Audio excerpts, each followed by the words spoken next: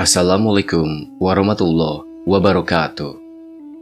Sahabat beriman, seolah bangkit dari kubur, negara kita kembali dihantui dengan praktek-praktek perdukunan.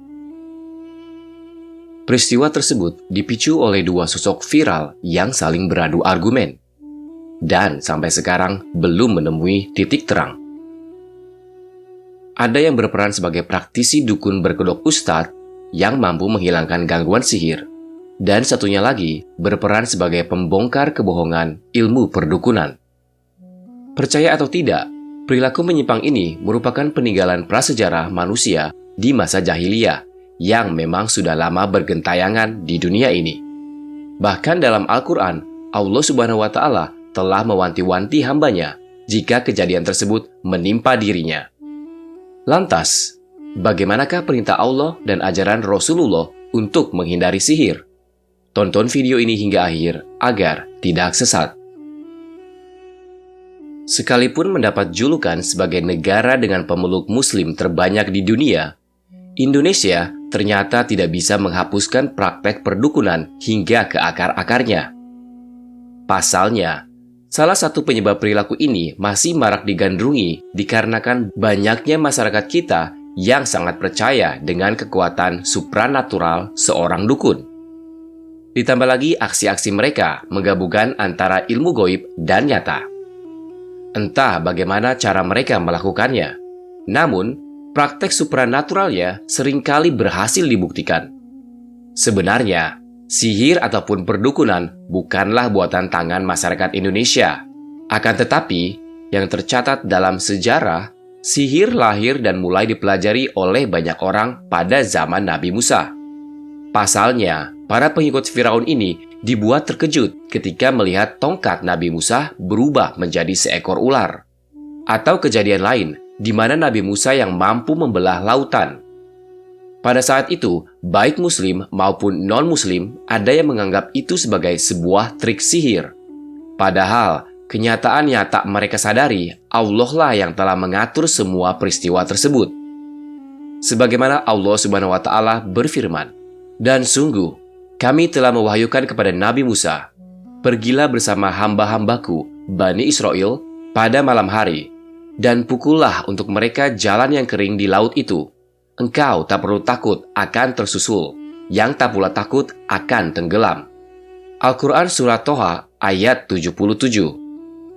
Hingga saat ini, tanpa melihat kebesaran Allah yang diberikan kepada Nabi Musa, masih banyak umat muslim yang percaya jika sihir tidaklah dilarang dalam ajaran Islam. Padahal Rasulullah Shallallahu Alaihi Wasallam bersabda, "Jauhilah 7 perbuatan dosa besar. 2 diantaranya adalah menyekutukan Allah dan sihir." Hadis riwayat Muslim. Memang dalam agama Islam tak ada larangan untuk mempercayai sesuatu yang gaib.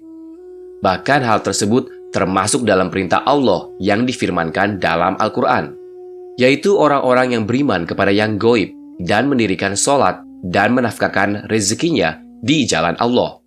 Al-Quran Surat Al-Baqarah ayat 3.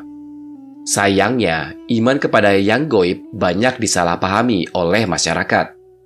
Dan yang lebih mengkhawatirkan lagi, masih ada saja orang-orang yang menggantungkan pangkat, harta, serta jodohnya di tangan praktisi dukun sebagai bentuk kepercayaannya pada hal-hal yang gaib. Menurut Ustadz Abu Ubaidah Yusuf bin Mukhtar As-Sidawi, ada beberapa faktor yang membuat orang Indonesia sampai sekarang ini masih sering mendatangi para praktisi dukun. Beliau mengatakan, orang-orang Indonesia memiliki karakter yang usahanya kurang, tapi ingin cepat kaya, bisa sukses, serta ingin menaklukkan banyak wanita. Karena itu semua, alasan untuk datang ke dukun merupakan jalan yang paling mudah dan singkat.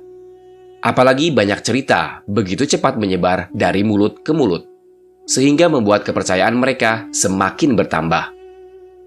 Selain yang disebutkan oleh sang ustadz, ada praktek perdukunan yang lebih ekstrim dan sangat sering menelan nyawa seorang manusia, yaitu guna-guna, teluh, ataupun santet. Apapun istilahnya, tak ada satupun seorang ilmuwan yang dapat membuktikan kenapa ilmu tersebut bisa mempengaruhi tubuh seseorang. Menurut Syekh Muhammad bin Shaleh Al-Utsaimin, Sihir adalah mantra-mantra yang dibacakan oleh tukang sihir untuk memudaratkan atau membahayakan orang lain. Dan di antara pengaruh sihir yaitu ada yang sampai jatuh sakit, gila, bahkan terbunuh. Tak bisa disangkal jika santet maupun sihir memang benar adanya, sebab kejadian seperti itu pernah dialami oleh Rasulullah Shallallahu Alaihi Wasallam yang diceritakan oleh Aisyah radhiyallahu anhu, di mana seseorang dari Bani Israel, ia bernama Labid bin al-Asham, pernah menyihir Rasulullah sehingga beliau merasa melakukan sesuatu yang tidak disadarinya. Sampai pada suatu malam ketika beliau berada di sisiku, beliau terus berdoa dan berdoa hingga Rasulullah SAW bersabda, "Wahai Aisyah, apakah kamu tahu bahwa Allah telah menjawab doaku tentang apa yang kutanyakan kepadanya?" Dalam mimpiku, Allah menjawab dan mengutus 2 orang laki-laki. Satu duduk di dekat kepalaku dan satunya lagi di dekat kakiku. Salah satu di antara 2 orang tersebut bertanya kepada temannya, "Sakit apa orang ini?" Sembari menunjuk Rasulullah. Orang yang ada dalam mimpi Rasulullah menjawab, "Orang ini terkena sihir." "Siapa yang telah menyihirnya?" "Labid bin al-Asham." "Dengan apa ia disihir?" "Dengan rontokan rambut yang disisir dan sebuah mayang kurma jantan." "Lalu, di mana semua itu berada?" "Di sumur Zarwan." "Saat aku terbangun," kata Rasulullah, "aku bergegas mendatangi sumur itu dengan beberapa sahabat. Setelah kembali, Rasulullah kembali menceritakannya kepada istri beliau. Tahukah kau, Aisyah, seakan-akan warna air sumur tersebut berwarna merah, seperti perasan daun pacar. Dan ujung pohon kurma yang ada di dekat sumur tersebut seperti kepala setan." Mendengar penjelasan Rasulullah, Aisyah bertanya, "Tidakkah engkau meminta sahabat untuk mengeluarkannya?" Rasulullah menjawab, "Allah telah menyembuhkanku." Kemudian beliau pun memerintahkan sahabatnya untuk menimbun sumur tersebut. Hadis riwayat Bukhari dan Muslim. Meskipun selama hidupnya Rasulullah pernah terkena sihir, tapi para ulama berpendapat bahwa kejadian yang menimpa beliau sama sekali tak pernah berpengaruh dan menghambat penyampaian risalah wahyu yang Allah berikan kepadanya. Dalam sejarah kenabian, peristiwa Rasulullah yang terkena sihir ternyata bukan hanya sekali dialaminya. Kejadian lain terjadinya pada masa-masa awal pengangkatan Muhammad menjadi Rasulullah, yang pada saat itu Rasulullah kerap kali dikatakan sebagai seorang yang gila, karena beliau tak henti-hentinya menyampaikan firman-firman Allah. Hari demi hari, desas-desus bahwa Muhammad gila mulai terdengar di seluruh pelosok-pelosok Mekah. Bahkan kabar tersebut sampai di telinga seorang dukun dari Yaman yang bernama Al-Azzi. Karena penasaran, Al-Azzi mendatangi Rasulullah untuk mengobati serta menawarkan kesembuhan. Dalam kitab Rohiqul Maktum, karya Syekh Safiyur Rahman Al-Mubarak Furi, dijelaskan tentang respon Rasulullah kepada Al-Azzi. Beliau berkata, "Sesungguhnya pujian itu bagi Allah. Kami memuji dan memohon pertolongan kepada Allah. Siapa yang diberi petunjuk, maka tidak akan disesatkan. Dan siapa yang disesatkan, tak seorang pun yang dapat memberinya petunjuk." Takjub dengan perkataan Rasulullah, dukun itu pun bersyahadat di hadapannya. Kisah terakhir yang kalian dengar merupakan petunjuk yang diajarkan Rasulullah, bahwa ternyata untuk menjaga diri dari gangguan ilmu supranatural seperti praktek dukun maupun sihir, bisa dengan memperbanyak pujian-pujian kepada Allah dalam menjaga diri dari gangguan sihir dan jin. Rasulullah SAW memiliki segudang doa serta amalan harian yang bisa dicontoh oleh umatnya. Sebagaimana sabda Rasulullah SAW, "Barang siapa yang mendirikan sholat subuh, maka ia berada di dalam jaminan perlindungan Allah." Selain itu, ada juga anjuran Rasulullah untuk membaca surat Al-Baqarah jika di dalam rumah yang ditempati sering mengalami gangguan serta kejadian aneh.